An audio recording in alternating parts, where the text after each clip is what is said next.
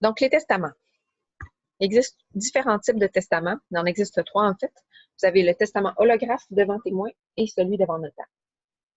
Holographe, c'est comme le terme latin pour dire qu'il est fait à la main ou fait de la main de la personne qui est le testateur ou le futur défunt.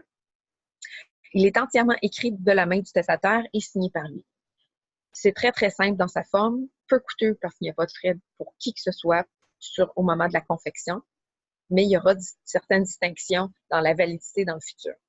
Mais à sa face même, n'importe qui peut faire un testament en prenant, par exemple, un bout de papier, l'endos d'une facture, une feuille où il est inscrit autre chose, et simplement inscrire son nom et indiquer ses volontés. Donc, je, Marie-Laurence Brunet, lègue l'universalité de mes biens à ma sœur X et je signe. Ce serait un testament qui serait valide, donc holographe, que j'ai fait de moi-même. Inutile non plus de mentionner la date. C'est sûr que c'est utile si jamais il y a une contestation possible. Mais dans sa forme, c'est très, très simple. Vous avez ensuite le testament qui est fait devant témoin. Encore une fois, c'est écrit par le testateur. Ça peut être écrit aussi par quelqu'un que vous connaissez, mais l'important, c'est que ce soit signé en présence de 2 témoins majeurs. Les 2 témoins doivent être présents lors de la signature, mais il faut être en mesure de les retrouver un petit peu plus tard parce qu'on y reviendra. Il faudrait être en mesure d'attester, ces 2 personnes-là devront être en mesure d'attester plus tard que la personne qui a signé le testament, c'est bel et bien la personne qui est décédée. Il faut faire aussi attention, quand on demande à des témoins de signer pour le testament, il ne faut pas qu'ils soient mentionnés dans le testament. Si par exemple, j'inscris de ma main, je lègue l'universalité de mes biens à ma sœur X, ma sœur ne peut pas agir comme témoin parce qu'elle aurait un intérêt dans le testament. Il faut donc que ce soit des personnes qui sont mentionnées nulle part, qui n'ont aucun intérêt dans la succession. Et finalement, vous avez le testament qui est notarié, qui est celui qui coûte des sous. Sur le marché, on a des tarifs qui varient entre 200 et 400 $ ou un petit peu plus, dépendamment de la complexité. Il y a beaucoup d'avantages à avoir un testament notarié, on y reviendra. Mais c'est assez simple dans sa forme parce que vous donnez vos instructions au notaire, le notaire rédige l'acte pour vous, vous le lit, vous s'assure de votre compréhension et vous le signez devant lui en présence de son témoin à lui. Deuxième question, faut-il faire vérifier le testament? Donc, la vérification, c'est pas une étape à laquelle on pense tous les jours, parce qu'on a d'autres choses à penser, mais à sa face même, un testament qu'on trouve au moment du décès de quelqu'un, on l'estime valide. Par contre, il y a certaines étapes à respecter quand ce n'est pas un testament notarié. Donc, dans le cas d'un testament holographe qu'on a fait de notre main à l'endos d'une facture, d'un papier bien fait, ou celui qu'on a fait devant témoin, même si ces documents-là sont valides, on ne peut pas les utiliser tout de suite dès qu'on le trouve. Il faut les faire vérifier par la Cour. À l'inverse, quand vous avez un testament qui est notarié, il n'y a aucune procédure de vérification qui est nécessaire. On y reviendra. Donc, comment savoir s'il existe un testament? Vous avez trouvé un testament. Prochaine question à se poser, est-ce que c'est bel et bien le dernier que le défunt a fait? Pour vérifier si on a le dernier testament entre les mains, il faut faire une recherche testamentaire. Et on y reviendra, mais cette recherche testamentaire se fait auprès du registre des testaments de la Chambre des notaires et auprès du Barreau du Québec. Donc, on vous invite à ce moment-là à vérifier les effets personnels de la personne, son coffret de sûreté, par exemple, auprès de la banque ou où est-ce qu'elle garde ses papiers. Ça va être un bon indicatif. Si vous n'avez pas trouvé de testament, c'est pas parce que vous n'en avez pas trouvé qu'il n'en existe pas. Donc, dans les 2 cas, il faut faire une recherche auprès de la Chambre des notaires et du Barreau du Québec. C'est essentiel, cette recherche-là. C'est pas non plus parce que vous avez un testament qui est daté, par exemple, dans le mois qui précède le décès, qu'on a une confirmation que c'est bel et bien le dernier. Donc, dans tous les cas, il faut faire cette recherche testamentaire auprès de la Chambre des notaires et du Barreau du Québec. Et donc, cette recherche-là, habituellement, coûte approximativement entre 150 et 250 ou 300 $, dépendamment des bureaux ou des cabinets avec qui vous faites affaire. Avec cette recherche-là, vous obtiendrez 2 certificats, donc la Chambre des notaires et du Barreau du Québec, qui vont vous indiquer chacun qui a été le dernier notaire à avoir fait le dernier testament, ainsi que la date. Puis comme ça, vous êtes en mesure d'obtenir l'information du notaire en question ensuite. Si malheureusement, il n'y a aucun testament qui est enregistré, à ce moment-là, le certificat du barreau, le certificat de la Chambre des notaires indiquera la mention « aucun testament trouvé ».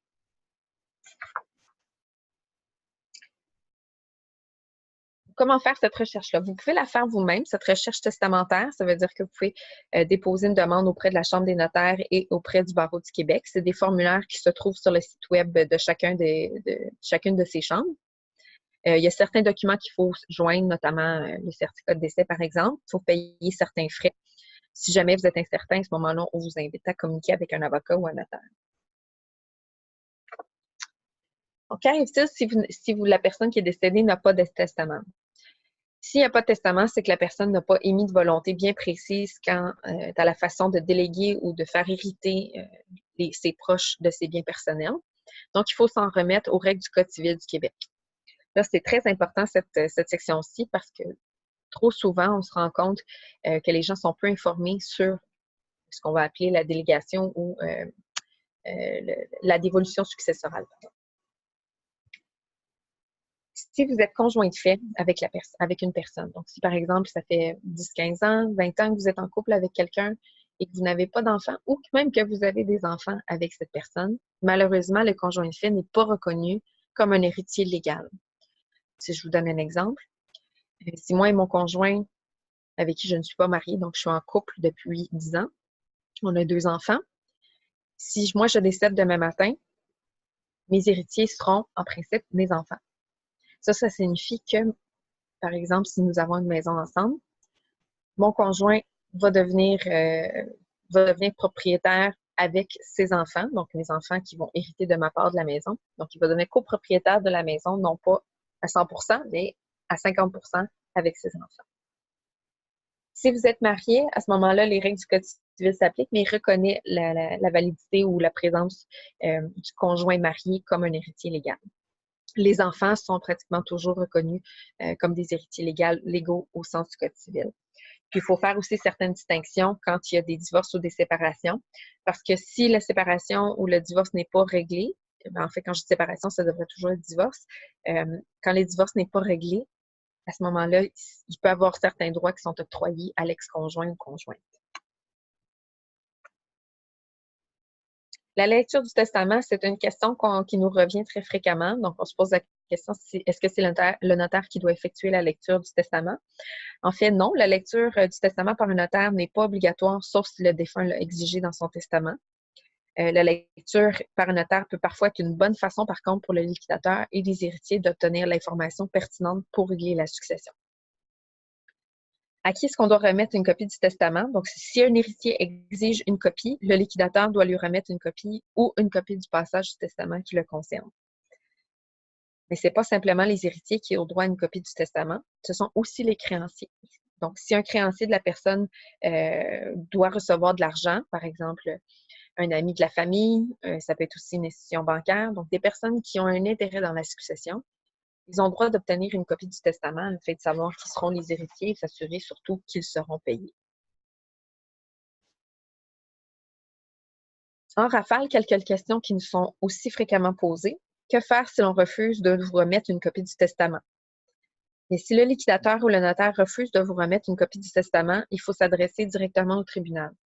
Il faudra démontrer alors l'intérêt que vous avez dans la succession, soit à titre d'héritier potentiel, de créancier, et une copie pourra vous être remise sur ordonnance du tribunal.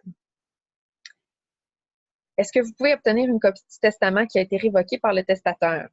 Malheureusement, il n'est pas possible d'obtenir ces informations-là sur les testaments qui ont été annulés par le testateur, à moins que le tribunal l'ordonne.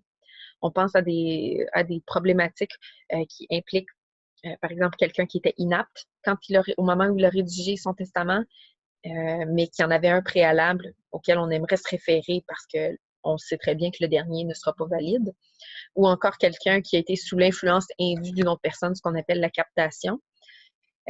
Quelqu'un qui est placé sous l'influence indue d'une personne pourrait se voir son testament révoqué pour cause de captation mentale. Donc, quand on est placé trop sous une influence importante, le tribunal pourrait demander qu'on mette de côté ce testament et qu'on se réfère à l'ancien. Finalement, est-ce que je peux obtenir une copie d'un testament si le testateur est toujours vivant? Eh bien, la réponse est malheureusement non. Tant que le testateur est vivant, un notaire ne peut délivrer une copie du testament à quiconque, sauf au testateur à lui-même.